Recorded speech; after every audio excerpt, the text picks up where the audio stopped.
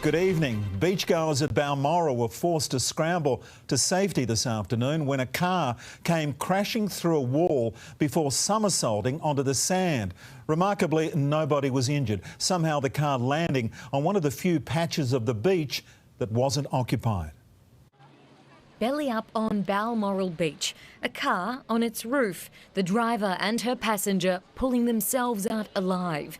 The P-plater was trying to reverse out of a parking spot along the promenade at lunchtime. I was having a coffee and I heard this noise. That noise was the Kia going the wrong way, mounting the curb, driving over the grass, ramming into the concrete wall and crashing through it. I actually thought it was some sort of earthquake or something, just saw the wall collapsing. Then saw the car come through, it somersaulted onto the roof. We just heard a big thump and a loud noise, and next minute my sister turns around and says, "There's a car, quick, let's get up." And it just flipped right over. Bathers relieved they didn't park up on that patch of sand. Family just moved from where it landed actually, about 5 minutes before. Went and helped get the lady out firstly, and she was shocked, but bleeding, but not too bad. The 33-year-old female driver sustained minor injuries and her 55-year-old male passenger was uninjured. She was just apologising, just saying sorry, but and the guy was very calm. They were both in shock. This specialist crane tow truck has been brought in to hoist the car off the sand. I'm told it's a delicate balancing act to keep the car just as it is to ensure no more fuel spills onto the beach. It was mind-boggling. In my 50 years of coming to Balmoral Beach as a local, I have never seen anything like this, ever before. Quite the spectacle for the first day of the holidays. In Balmoral, Bianca Bowser, 9 News. Well, 4 armed intruders are tonight on the run after smashing through the front door of a Panania home and attacking a father. Police are trying to figure out why the 57-year-old was targeted and whether it was a case of mistaken identity. In the arms of loved ones, he faced 4 intruders to protect. Khalid Naab, wounded, weary and barely able to stand. Thank you very much. Neighbours. He's okay. But the 57-year-old stood tall last night inside his Panania home when 4 masked and armed men smashed down the front door. One put a gun to his head, another a knife to his throat.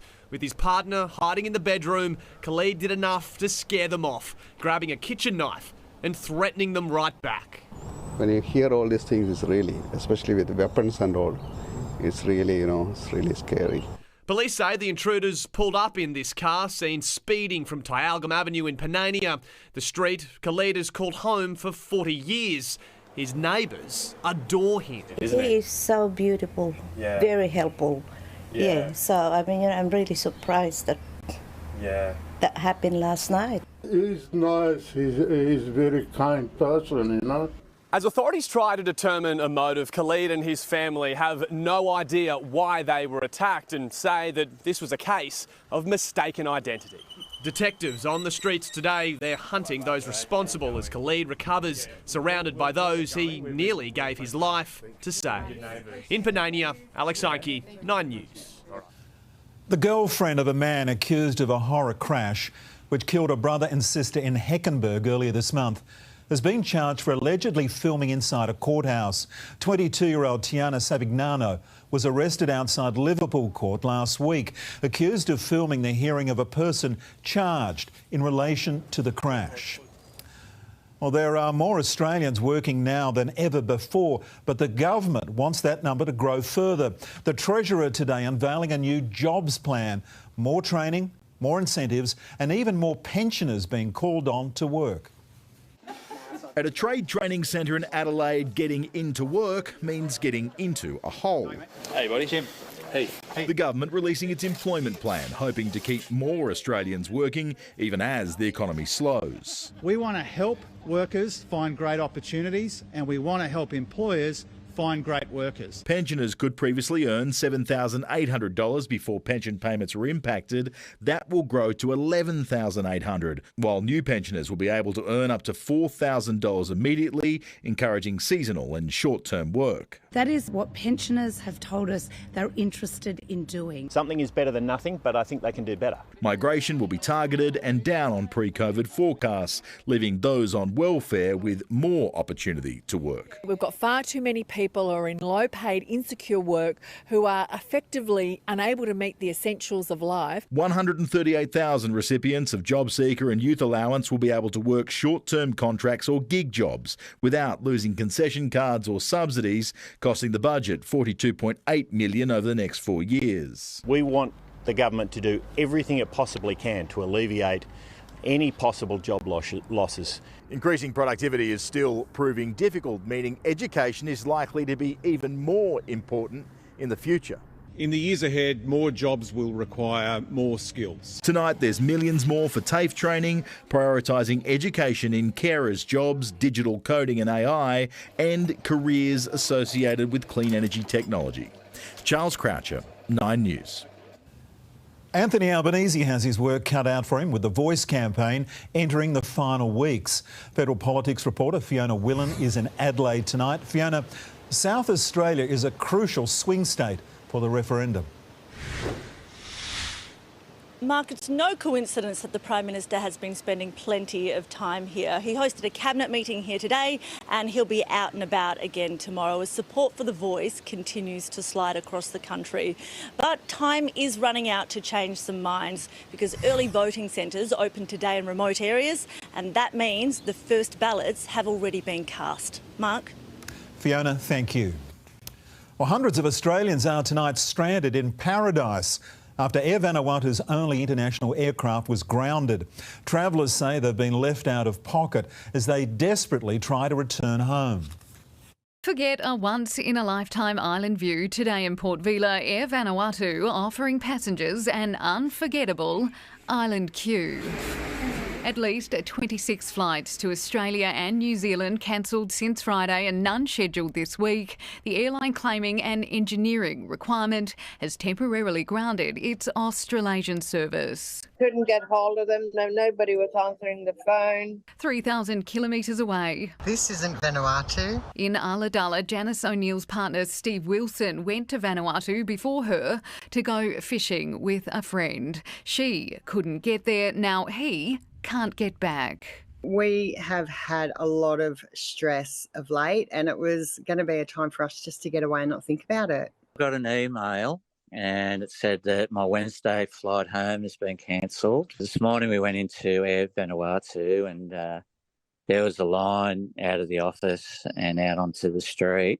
The arborist in an area with limited communication. We both worked pretty hard. This trip is actually, I got it through COVID, so that was 2 years ago. It's been in the planning. In April, Air Vanuatu flights were grounded by a similar issue as the country's then Prime Minister called on Air New Zealand for support. A team of Australian aviation experts were called to the Pacific in January to assess the airline. One of my colleagues reached out saying that they had put in for a refund with Air Vanuatu in January and they're still waiting for it. There's families that save up all year.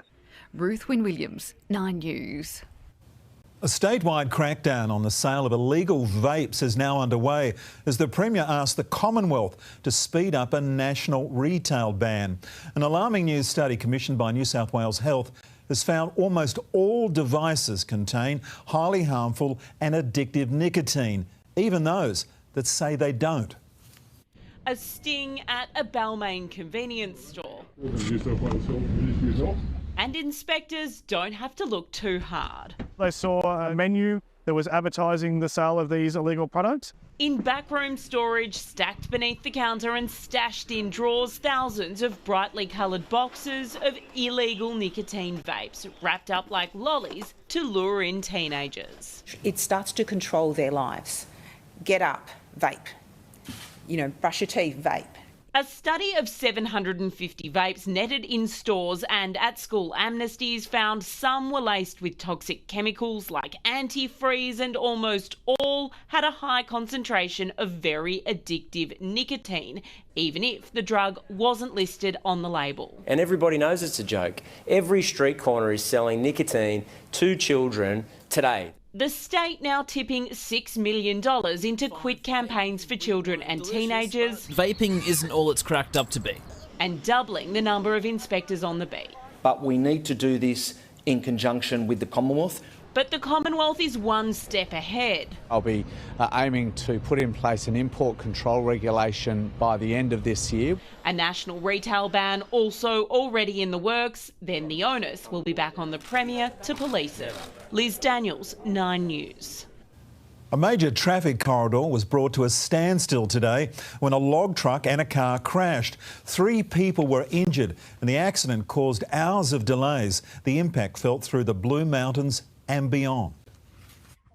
A log truck tipped on its side on the Great Western Highway. This is the aftermath of a smash that sparked a grass fire, left 3 people injured and choked the main arterial road between the Central West and Sydney. The truck collided with this Mitsubishi sedan around 11 this morning at Mount Victoria, spilling its load, its cabin bursting into flames that spread to nearby bushland. 2 people involved in the crash were taken to hospital. A responding firefighter was also hurt. Up to 20,000 vehicles drive on the Great Western Highway every day. Today, this stretch was shut down in both directions for several hours. In 2019, the New South Wales government announced it would upgrade the highway over a 10-year period and create a tunnel bypassing Mount Victoria. But without funding confirmed at a state or federal level, that timeline has been axed and the project has been put on pause. Amber Caneen, 9 News. Authorities have spent the day water bombing a fire burning along the Hawkesbury River near Brooklyn. Firefighters are also using specialised boats to reach the flames, burning in remote bushland at Little Wobby. The fire is under control. Well, Australia's Human Rights Commissioner has warned that the damaging impacts of harsh pandemic restrictions imposed by the states must be carefully reviewed. It adds to growing criticism of the federal government's recently announced COVID inquiry, which will only look at the Commonwealth's response. The COVID-19 pandemic was our most significant crisis in decades, with Australians enduring some of the harshest restrictions in the world imposed by individual states. But that response is not officially part of the Commonwealth COVID inquiry, headed by a panel of 3 experts. The terms of reference don't mention human rights even once. And we all know that the impact of the pandemic wasn't just the health impact or the economic impact, it was a broader human rights impact. Border closures, lockdowns, curfews, people prevented from visiting dying loved ones, even being fined for sitting in a park. Those personal stories, she says, must be told. To ensure that our future emergency responses don't just keep the public safe, but have humanity and compassion built into them. Legal experts argue the pandemic upturned how our federation has worked for more than a decade, where the usual central responsibility of the Commonwealth was effectively handed to individual states. If we ignore the states and the responses, we are missing majority of the policy decisions that were made on the local basis. But chief health officers argue lessons were learned even as we were living with COVID, especially because at the beginning vaccines didn't exist and there was little idea when they would. We are going into our next pandemic with tools that have been developed through this pandemic. And so we will be starting from a much stronger position. But the Health Minister denies the inquiry's terms of reference are too narrow. All of those things that were put in place at the time by state governments managing an emergency will be in scope of the inquiry. Eddie Meyer, 9 News.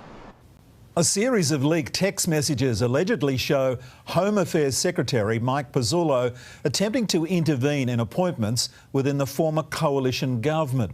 Let's go live now to Nine's political editor, Charles Croucher. Charles, what's the latest?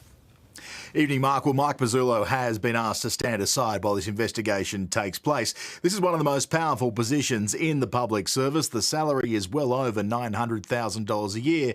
And despite supposedly being apolitical, Mike Pezzullo's relationship with the current minister has long been rocky. But the crucial point, this is the department responsible for our immigration system. It's also responsible for cyber security and our intelligence organisation, ASIO. These are the people in charge of some of the biggest biggest threats Australia face now and into the future.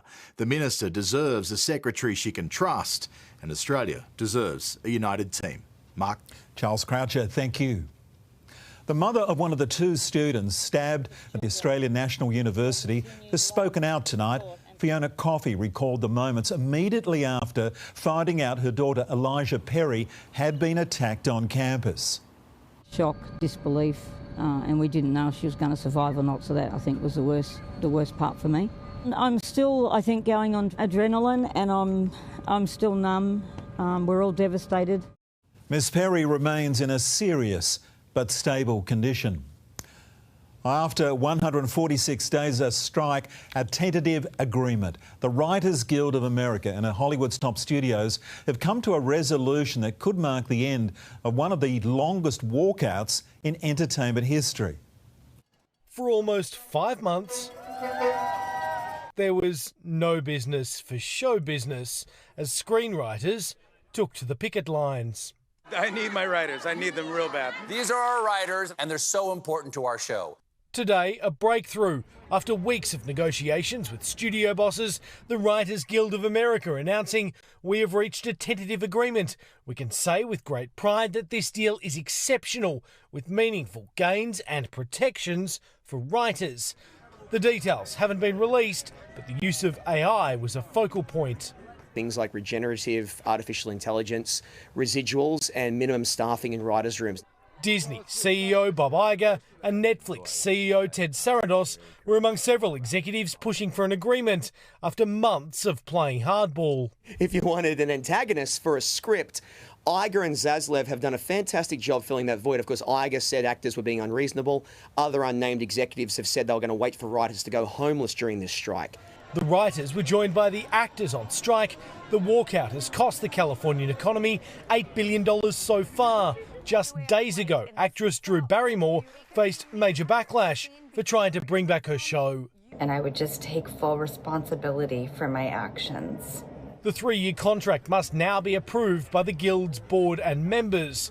The Screen Actors Guild strike, with a similar set of demands, could follow suit within days. In Hollywood, Jonathan Kersley, 9 News.